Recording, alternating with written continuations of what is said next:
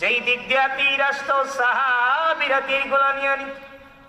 আল্লাহর নবীর একজন সাহাবী যার নাম আবু দুজানা রাদিয়াল্লাহু আনহু। আবু দুজানা রাদিয়াল্লাহু আনহু আল্লাহর নবীর যেই দিক দিয়া তীর আসতো আবু দুজানা নিজের শরীরের মধ্যে নিয়ে নিত। আবু দুজানা বলে, এরে কাফের বেঈমানের, যতদিন আমি আবু দুজানা দুনিয়ার জমিনে বেঁচে থাকবো ততদিন পর্যন্ত আমার নবীর গায়ের মধ্যে একটা তীরের আঘাত আমি লাগতে দেব না। এক পর্যায়ে আল্লাহর নবী বিশ্ব নবী রাহমাতুল লিল আলামিনের মাথা মুবারকের মধ্যে একটা কাফের একটা পাথর দ্বারা আল্লাহর নবীকে আঘাত করল। আল্লাহর নবীর মাথার মধ্যে লোহার টুপি পরিধান ছিল। লোহার টুপিটা ভেঙে দুইটা লোহার করা গিয়ে আল্লাহর নবীর মাথা মুবারকে ঢুকে পড়ল। আল্লাহর নবী বেহুশ হয়ে উহুদের ময়দানে পড়ে গেল। আল্লাহর নবী তালহা রাদিয়াল্লাহু আনহুকে নিয়ে বেহুশ হয়ে উহুদের ময়দানে পড়ে গেল। এই দিক দিয়ে শয়তান উহুদের ময়দানে প্রপাগান্ডা ছড়ায় দিল, কদ কতিলা মুহাম্মদ সাল্লাল্লাহু আলাইহি ওয়াসাল্লাম, মুহাম্মদ নাই রে, মুহাম্মদ চিরবিদায় হয়ে গেছে। এই খবর শোনার পরে সাহাবীরা হাত থেকে তরবারি পালায়া দিল। আর কার জন্য যুদ্ধ করব রে? আমাদের দিনের নবী দুনিয়ার জমিনে নাই। আর কার জন্য জিহাদ করব? আর কার জন্য যুদ্ধ করব? যেই নবীর জন্য যুদ্ধে আসছিলাম ওই নবী দুনিয়ার জমিনে নাই। সাহাবীরা কান্না আরম্ভ করে দিল, হাত থেকে তরবারি পালায় দিল। ইতিহাসের কিতাবের মধ্যে লেখা হয় হযরত আলী রাদিয়াল্লাহু আনহু একবার দূর দিয়া মৃত সাহাবীদের কাছে গিয়ে আল্লাহর নবীকে তালাশ করে, ওখানে আল্লাহর নবীকে পায় না। আবার জীবিত সাহাবীদের কাছে গিয়ে আল্লাহর নবীকে তালাশ করে, ওখানেও আল্লাহর নবীকে পায় না। হযরত আলী রাদিয়াল্লাহু আনহু সিজদার মধ্যে পড়ে কান্না আরম্ভ করে দিল, আরে মালিক, ঈসা নবীর উম্মতেরা ঈসা নবীর সাথে বিয়াদবি করার কারণে তুমি ঈসা নবীকে আসমানের মধ্যে উঠায় নিয়েছিলে রে মালিক। আরে মালিক, আমাদের নিয়ে এমন কোন বিয়াদবি হয়েছে যেই বিয়াদবি করার কারণে তুমি আমাদের নবীকে আসমানের মধ্যে উঠায় নিয়েছো? এইরকম ভাবে হযরতে আলী রাদিয়াল্লাহু আনহু কান্না আরম্ভ করে দিল। এই দিক দিয়ে আল্লাহর নবী বিশ্ব নবী রাহমাতুল লিল আলামিন তালহা রাদিয়াল্লাহু আনহুকে নিয়ে একটা গর্তের ভিতরে পড়ে গেল। আল্লাহর নবী কেমন নবী? আল্লাহর নবী বিশ্ব নবী রাহমাতুল লিল আলামিন গর্তের দিকে বারবার মাথাটাকে উপরের দিকে উঠায়। কে উঠায়? উহুদের ময়দানটাকে দেখার জন্য। আল্লাহর নবীর সাহাবী তালহা রাদিয়াল্লাহু আনহু আল্লাহর নবী বিশ্ব নবী রাহমাতুল লিল আলামিনের মাথা মুবারকটাকে এইভাবে নিচের দিকে ধাক্কা দিয়ে দেয়। আল্লাহর নবী মাথা উঠায়, তালহা মাথাটাকে নিচের দিকে দেয়া দেয়। বারবার আল্লাহর নবী মাথা উঠায়। আল্লাহর নবীর সাহাবী তালহা রাদিয়াল্লাহু আনহু আল্লাহর নবীর মাথা মুবারকটাকে বারবার জমিনের দিকে ধাক্কা দিয়ে দেয় আর বলে, ওগো নবীজি, নবী আপনি মাথা উঠাবেন না। আপনি যদি মাথা উঠান গো, আর একটা তীর যদি আপনার গায়ে লেগে যায় তাহলে আমি তালহা আল্লাহর দরবারে কি জবাব দেব গো নবী? ওগো নবী, আপনি মাথা উঠাবেন না, আমি উহুদের ময়দানটা চেক করে আপনাকে জানায়া দেব। রহমাতুল লিল আলামিন নবী, রহমাতুল লিল আলামিন নবী, কোরআনে প্রমাণ, উম্মত দিনে কে বুঝিবে আমার দিনের নবীর শান। আচ্ছা বলেন, বাবার সম্মান যদি সন্তান না বুঝার কে বুঝবে? উম্মতের দরদ যদি, নবীর দরদ যদি উম্মত না বুঝার কে বুঝবে? রহমাতুল লিল আলামিন নবী, রহমাতুল লিল আলামিন নবী, কোরআনে প্রমাণ, উম্মত বিনে কে বুঝিবে আমার দ্বীনের নবীর শান। উম্মত বিনে কে বুঝিবে আমার দ্বীনের নবীর শান। নবী আমার মদিনারি বুলবুল,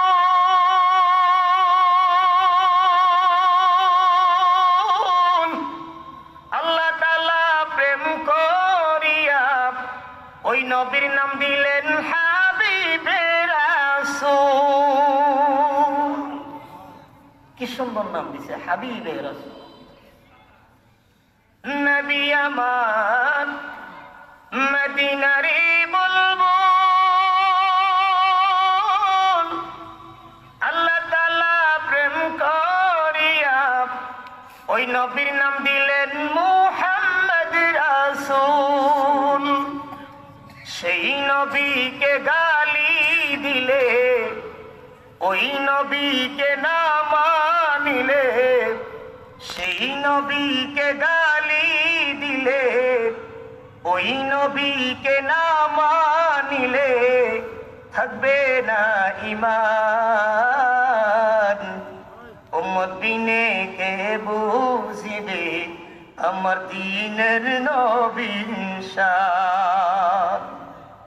রহমাতুল লিল আলামিন নবী, রহমাতুল লিল আলামিন নবী, কোরআনে প্রমাণ।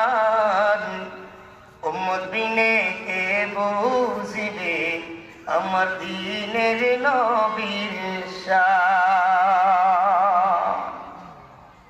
যদি নবীর মুহাব্বত উম্মত না বুঝে, যদি নবীর দরদ উম্মত না বুঝে, আর কে বুঝে? কিছু কুলাঙ্গার উম্মত আছে, যে কুলাঙ্গার উম্মত আমার নবী রহমাতুল লিল আলামিন রহমত নবী, যেই নবীর জন্য সারা দুনিয়া আল্লাহ বানাইলেন। কিতাবের মধ্যে আছে লাউলা কালামা খলাকতুল আফরাক ওয়াল আরদিন, যদি আল্লাহ নবীকে না বানাইতেন দুনিয়ার কোনো কিছু আল্লাহ বানাইতেন না। এমন কিছু বিজর্মার বাচ্চা আছে যাদের জন্মের সমস্যা, তারাই আমার নবীকে নিয়ে কথা বলতে পারে। কথা বলেন ঠিক না বেটি?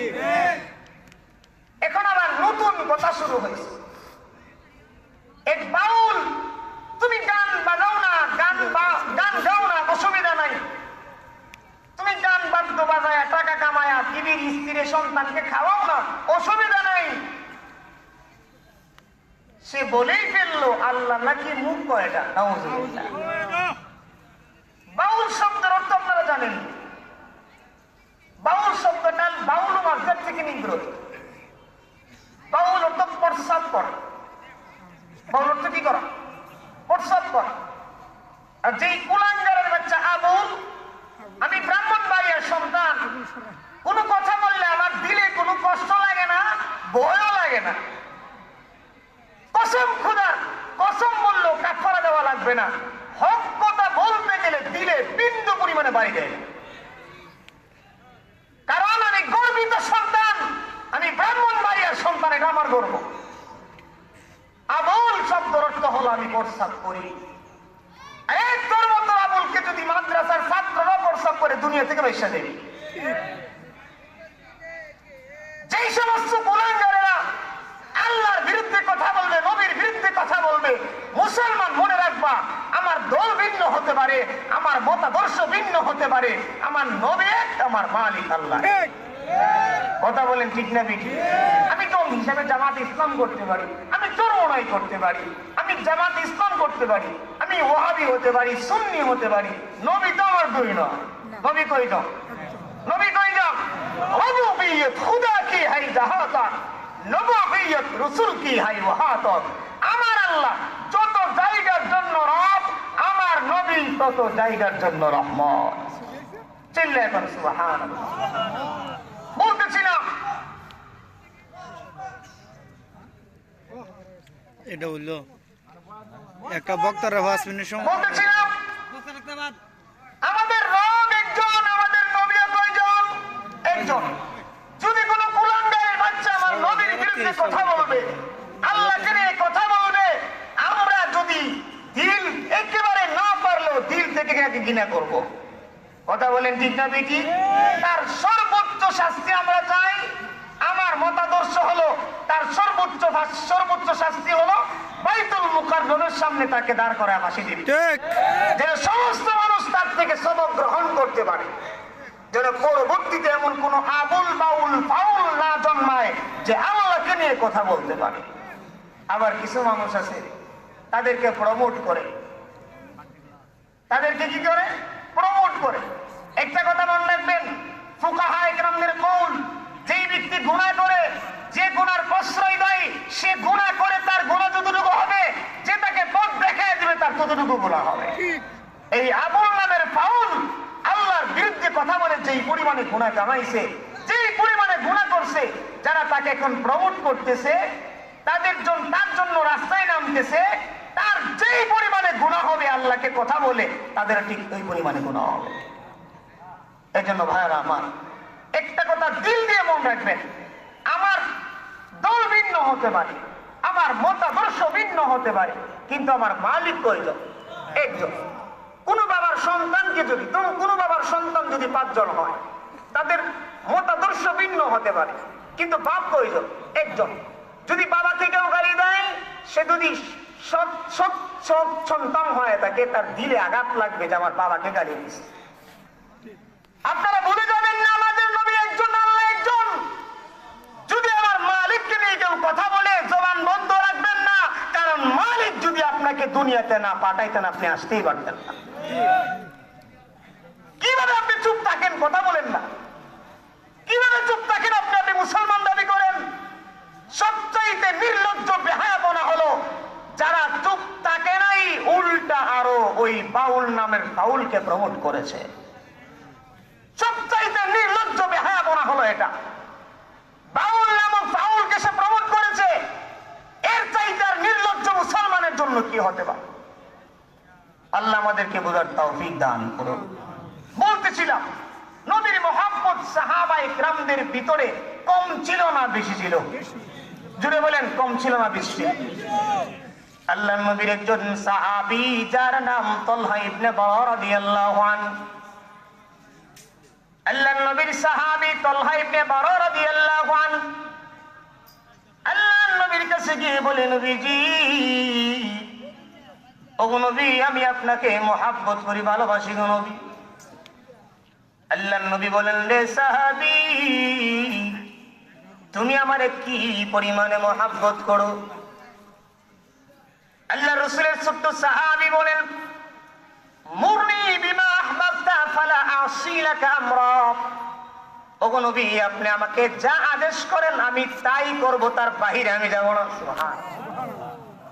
আল্লাহর নবীর ছোট্ট সাহাবী তালহা রাদিয়াল্লাহু আনহু, আল্লাহর নবী বলেন, ইযহাব, তুমি যাও, ফাকতুল আবাকা, ওই যে তোমার আব্বা দাঁড়িয়ে আছে, তার মাথাটা কাইটা আপনার আমার সামনে হাজির করে দাও।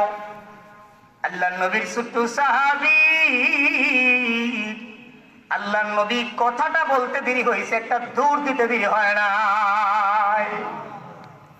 আল্লাহর নবী বলেন, রে তালহা, তুমি দাঁড়াও, আমার আল্লাহ আমাকে দুনিয়াতে এই জন্য পাঠান নাই, আমি নবীকে আমার আল্লাহ দুনিয়াতে এই জন্য পাঠান নাই, আমি দুনিয়ার জমিনে বাবা এবং সন্তানের সম্পর্ককে বিচ্ছিন্ন করে দেব। আমার আল্লাহ আমাকে দুনিয়াতে পাঠিয়েছেন বাবা এবং সন্তানের সম্পর্ককে বজায় রাখার জন্য। আল্লাহর নবীর সাহাবী তালহা রাদিয়াল্লাহু আনহু কে আল্লাহর নবী বলেন, রে আমার সাহাবী, তুমি আমারে যেই পরিমাণে মুহাব্বত করো, ওয়া আইযান উহিব্বুকা হুব্বান জাম্মা, আমি নবীও তোমারে ওই পরিমাণেই মুহাব্বত করি। ছোট্ট সাহাবীর ভিতরে নবীর ইশকের মুহাব্বত কেমন ছিল! এখন তুমি নবীর উম্মত দাবি করো, নবীর বিরুদ্ধে কথা বললে, আল্লাহর বিরুদ্ধে কথা বললে, তুমি ঘরে বসে বসে বলো এটা উলামায়ে কেরামদের কাজ। নাউযুবিল্লাহ। শাশুড়ি বসে বসে চা খায়, নির্লজ্জ বেহায়া মুসলমান, নির্লজ্জ বেহায়া মুসলমান শাশুড়ি বসে বসে চা খায় আর টেলিভিশন দেখে একটা ট্যাং আর একটা ট্যাঙের উপরে তুলে বলে এটা উলামায়ে কেরামদের কাছে, এটা আমাদের কাজ নয়। বলেন তো দেখি, নবী কি শুধু উলামায়ে কেরামদের নবী না সকলের নবী? নবী কি শুধু উলামায়ে কেরামদের নবী নাকি সকলের নবী? প্রতিবাদ কি শুধু বোঝার তৌফিক দান।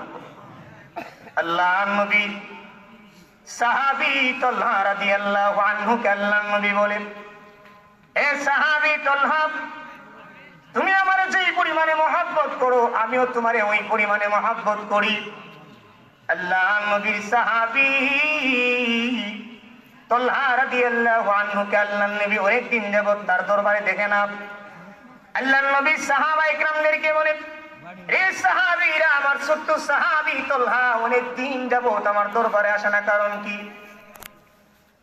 হাদিস বর্ণনাকারী সাহাবী হুসাইন ইবনে ওয়াহশ উনি বলেন, আল্লাহর নবীর কাছে সাহাবীরা গিয়ে বলল, ও আল্লাহর নবী, আপনার সাহাবী তালহা বড় অসুস্থ গো নবী। আল্লাহর নবী যেই মাত্র শুনলেন আল্লাহর নবীর সাহাবী অসুস্থ, আল্লাহর নবী একটু দূর দিয়ে সাহাবী বাড়িতে চলে গেলেন। সুবহানাল্লাহ। হাদিস বর্ণনাকারী সাহাবী বলে, ওই দিন প্রচন্ড ঠান্ডা ছিল, প্রচন্ড কুয়াশা ছিল, প্রচন্ড শীত ছিল। এই তিনটা জিনিসকে উপেক্ষা করে আল্লাহর নবী সাহাবী বাড়িতে চলে গেল। গিয়ে দেখে আল্লাহর নবীর সাহাবী তালহার অবস্থা বেশি ভালো না, বেশি দিন দুনিয়ার জমিনে বাঁচবে না। আল্লাহর নবী বলেন, রে তালহার আম্মা, তালহার আব্বা, আমি নবীর মনে হয় আমার সাহাবী তালহার বেশি দিন দুনিয়ার জমিনে বাঁচবে না। আমি নবী বলে গেলাম, আমার সাহাবী তালহা যদি দুনিয়ার জমিন থেকে বিদায় হয়ে যায়, তাহলে আমি নবীকে তোমরা সংবাদ দিবা, আমি নবী আমার সাহাবীর কাফন দাফন করব এবং আমি নবী তার জানাজার নামাজ পড়াবো। আল্লাহর নবীর সাহাবী তালহা ইবনে বারাক আল্লাহর নবী চলে যাওয়ার পরে মা বাবাকে বলে, এরে আমার আম্মা, এরে আমার আব্বা, আল্লাহর নবী কি বলে গিয়েছে? তালহার আম্মা আব্বা বলে, এরে তালহা, তোমার নবী বলেছেন তোমার অবস্থা বেশি ভালো না, বেশি দিন দুনিয়ার জমিনে বাঁচবে না। তুমি যদি দুনিয়ার জমিন থেকে বিদায় হয়ে যাও তোমার নবীকে সংবাদ দেওয়ার জন্য। বলে কেন? বলে তোমার নবী তোমার কাফন দাফন করবে এবং তোমার জানাজার নামাজ পড়াবে। খবরটা শুনলে কতই না খুশির সংবাদ। শুদ্ধ সাহাবী তালহা বলে, না না, আমি মরে গেলে আমার নবীর সংবাদ দিবা না, কারণ আমি যদি রাত্রের বেলা মারা যাই আর আমার নবী যদি রাত্রের বেলা আমাকে কাফনের জন্য আসে, আর এই ফাঁকে কোনো কাফের বেঈমান যদি আমার নবীর উপর আক্রমণ করে, তাহলে আমি তালহা আল্লাহর দরবারে কি জবাব দেব? এই কথা বলার পর আল্লাহ নবী চলে গেল। তালহা মারা যাওয়ার পরে জানাজার নামাজ শেষ, কাফন দাফন শেষ।